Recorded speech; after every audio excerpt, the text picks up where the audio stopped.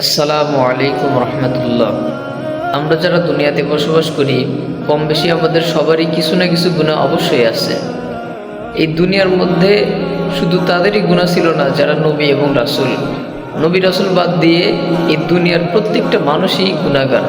রাসূল বলেন, কুল্লু বনি আদম খাত্তাউন ওয়া খায়রুল খাত্তাইনা তাওয়াবুন, যে দুনিয়ার প্রত্যেক বনি আদম সন্তানই হচ্ছে গুনাহগার, আর উত্তম গুনাহগার হলো ওই ব্যক্তি যে নিজের গুনাহের উপর লজ্জিত হয়ে আল্লাহ তাআলার কাছে তওবা করে।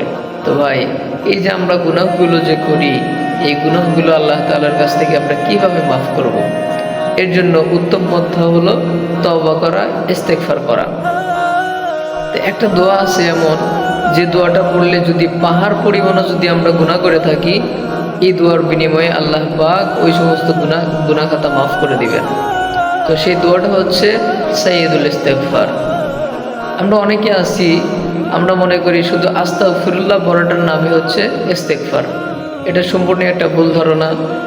ইস্তেগফার বলা হয় যেখানে আল্লাহ তাআলার কাছে যেভাবে মাপ চাওয়া হোক, সেটাকেই বলা হয় ইস্তেগফার।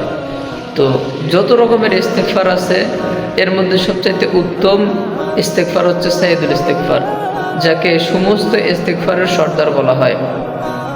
বুখারীর বর্ণনা, হযরত শাদ্দাদ ইবনে আওস রাদিয়াল্লাহু তাআলা আনহু থেকে বর্ণিত। উনি বলেন, যে ব্যক্তি সকালে সাইয়্যিদুল ইস্তেগফার পড়বে, সে যদি ওই দিনের মধ্যে মারা যায় তাহলে সে সরাসরি আল্লাহর জান্নাতি।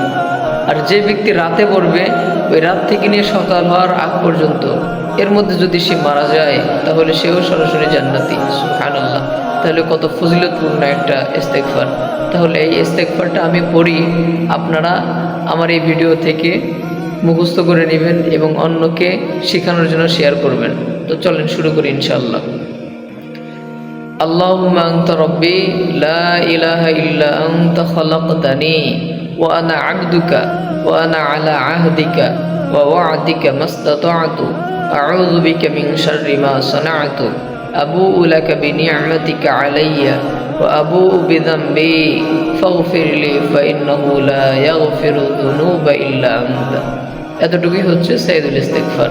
তো আপনারা আমার এই ভিডিও থেকে মুখস্থ করবেন এবং অন্যকে শেখানোর জন্য ভিডিওটা প্রচুর পরিমাণে শেয়ার করে দিবেন ইনশাআল্লাহ।